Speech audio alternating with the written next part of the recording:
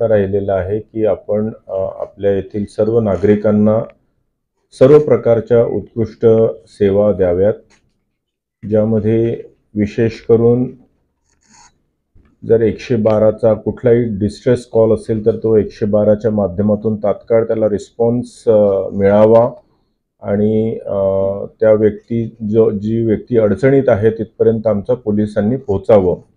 तर त्याचा आपण बरंच विस्तार केलेला आहे आणि आपला प्रयत्न आहे लवकरात लवकर त्यांना अशा स्वरूपाच्या सेवा द्याव्यात. त्यानंतरचा टप्पा येतो तो म्हणजे जर कुठल्याही प्रकारचा छोटा मोठा ग्रीवान्स असतो तर तो त्या ॲप्लिकेशनच्या स्वरूपात पोलीस स्टेशनला सादर करत असतात. तर त्या पोलीस स्टेशनमध्ये आपण नेल्सन सिस्टमचा अवलंब केलेला आहे, ज्यामध्ये आपण ॲप्लिकेशन्सच्या एन्क्वायरीज पण विविध कर्मचारी आणि अधिकाऱ्यांना वाटप करतो महत्त्वाप्रमाणे आणि त्याचा लवकरात लवकर त्याच्यामध्ये चौकशी करून त्याच्यावर निर्णय घेण्यात येतो. जर गुन्हा असेल तर गुन्हा दाखल करण्यात येतो.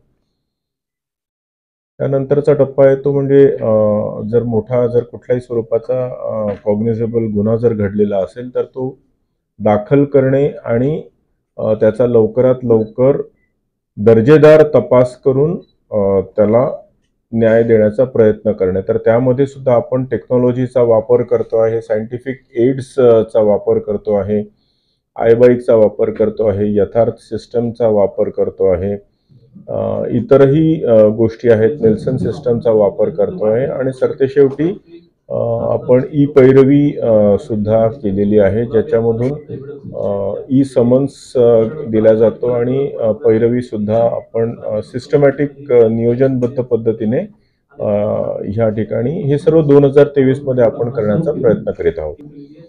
क्राईमच्या बाबतीतला भाग झाला. तसंच लॉ अँड ऑर्डरच्या दृष्टिकोनातून जर बघितलं तर येणारे जे काही सण असतात, फेस्टिवल्स असतात किंवा मोर्चे असतात, डेमॉन्स्ट्रेशन्स असतात, तर त्या गोष्टी डेमोक्रेटिकली पद्धतीने जे काही केल्या जातं त्याला ॲप्रोप्रिएट सुरक्षा देणे, त्याला संरक्षण देणे, त्यांना वाट क्रिएट करून देणे, लोकांनाही इन्कन्व्हिनियन्स न होऊ देणे, जेणेकरून प्रत्येकजण आपापला सण हा आनंदाने साजरा करू शकेल आणि जर त्यांचे काही ग्रीवान्सेस असतील, प्रोटेस्ट्स असतील तर ते पण रीतसर डेमोक्रेटिक पद्धतीने ते मांडल्या जाऊ शकतील. तर त्या सर्व गोष्टींना आपण योग्य पद्धतीने फॅसिलिटेट करण्याचा प्रयत्न केलेला आहे.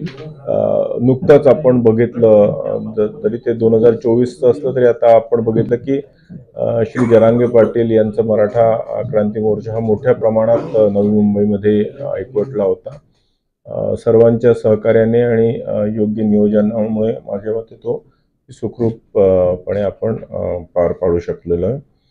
या व्यतिरिक्त सुरक्षेच्या संदर्भातले जे आपले व्हायटल इन्स्टॉलेशन्स आहेत, सागरी सुरक्षा आहे, त्या संदर्भात आपले जी कोस्टल बॉर्डर आहे ती अत्यंत महत्त्वाची आहे. मुंबईला लागून असल्यामुळे नेहमी भीती असते की जर आपल्या इथे कुठल्याही स्वरूपाचं लँडिंग होत आहे का किंवा इथून कुठल्याही स्वरूपाचा घातपात नवी मुंबईमध्ये अथवा मुंबईमध्ये करण्याचा प्रयत्न होऊ शकतो. तर त्याच्या संदर्भात चौकस राहणे, सातत्याने पॅट्रोलिंग करत राहणे, आपल्या बोट्स आहेत किंवा लँडिंग पॉईंट्स आहेत तर त्याचं पण आपण प्रयत्न सातत्याने करत राहिलेलो आहे. ट्रॅफिक मॅनेजमेंट ही अत्यंत महत्त्वाची बाब आहे, ज्यामध्ये आपल्याकडे सायन पनवेल हायवे किंवा बाकी ऐरोली हा रोड ही महत्त्वाचे रोड्स तर आहेतच. आता त्याच्यामध्ये MTHLची पण भर पडलेली आहे आणि जी थ्रू ट्रॅफिक आहे मुंबई पुण्या साईडला जाणारी किंवा नॅशनल हायवेवरून जाणारी किंवा JNPTतून जी कंटेनर वाहतूक आहे, जी भारतातल्या सर्वात मोठ्या पोर्टमधून जी कंटेनर वाहतूक इतरत्र पसरते, तर त्या सर्वांना व्यवस्थित फॅसिलिटेट करणे, त्यांना कुठल्याही प्रकारची बाधा अडथळा येऊ न देणे, ह्या स्वरूपाचं नियोजन 2023 मध्ये सुद्धा आपण सातत्याने करण्याचा प्रयत्न केलेला आहे.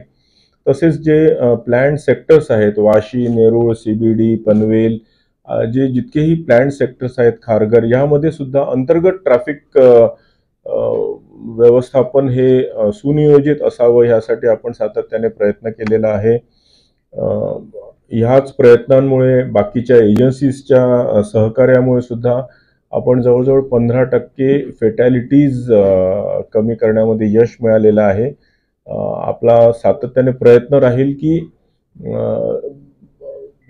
वाहनांच्या गर्दीमुळे ॲक्सिडेंट जरी झाले तरी त्यामध्ये फेटॅलिटीज होऊ नये किंवा जर अशा स्वरूपाचा जर गंभीर ॲक्सिडेंट झाला तर त्याला तात्काळ मदत पोहोचावी, जेणेकरून कोणाचा जीव अशा स्वरूपाच्या ॲक्सिडेंट्समध्ये जाऊ नये. या व्यतिरिक्त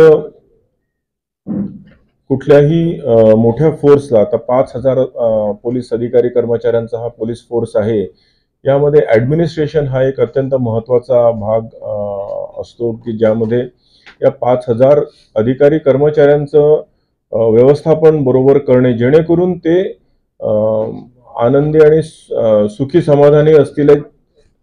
याचा पर्पज हा आहे की ते जर व्यवस्थितरित्या त्यांचं जर मॅनेजमेंट जर होऊ शकलं तर they in turn can give better services to people.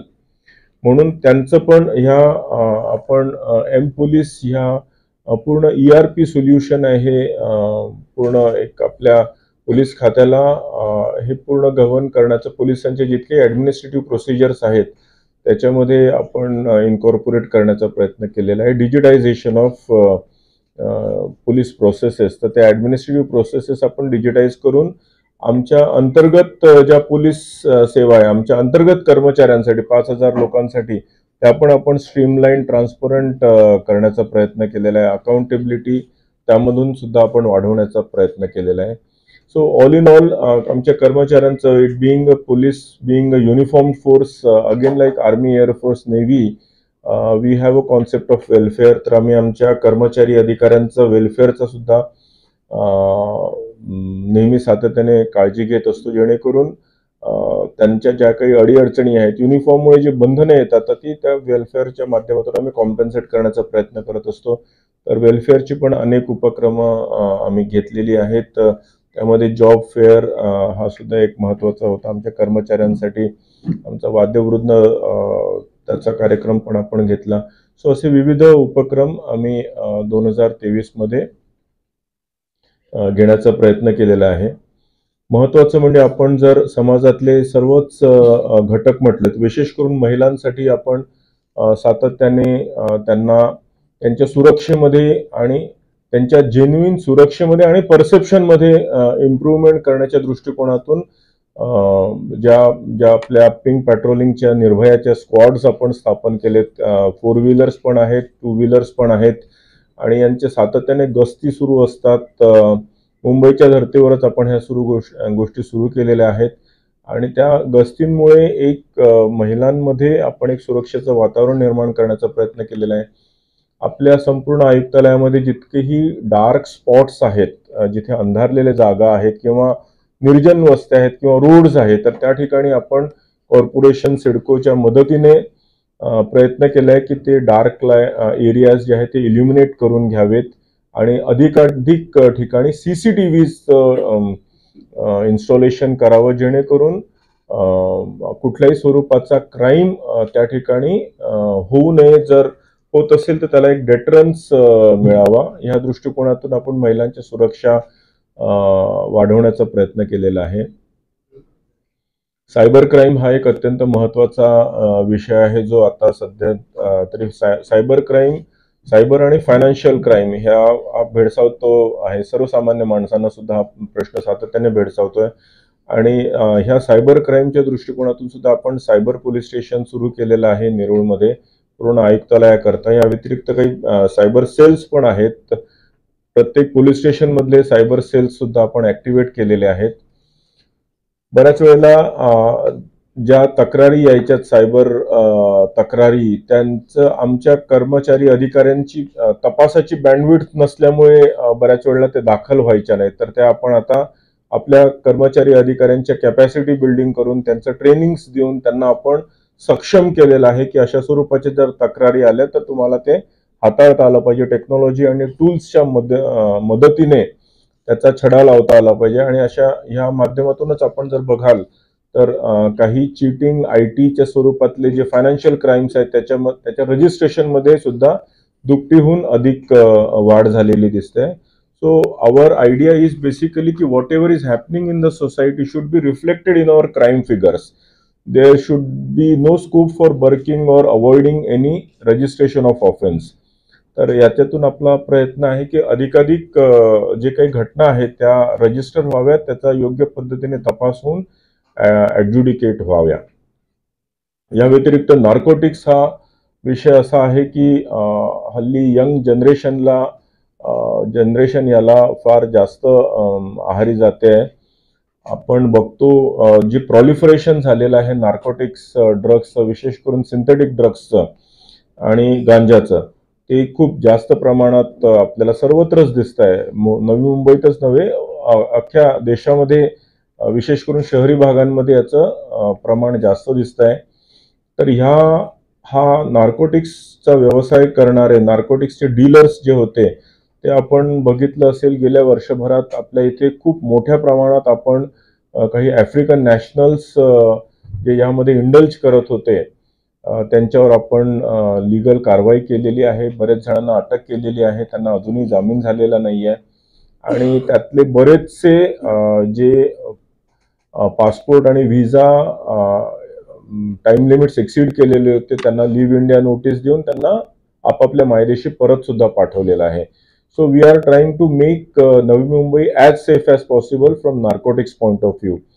जे टोबॅको आणि सिगरेट आणि वेप आणि अशा स्वरूपाचे जे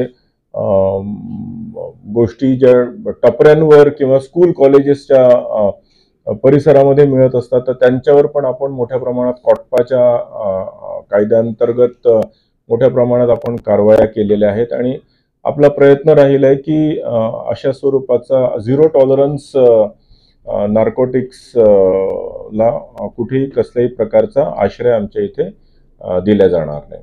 so all in all I would say की आमचा सातत्याने प्रयत्न राहिला आहे. आमची कंप्लीट टीम जी आहे नवी मुंबई पोलीस अधिकाऱ्यांची आणि कर्मचाऱ्यांची, ही टीम सेन्सिटिव्हली कार्यरत आहे, जेणेकरून we should be able to give better police services to people.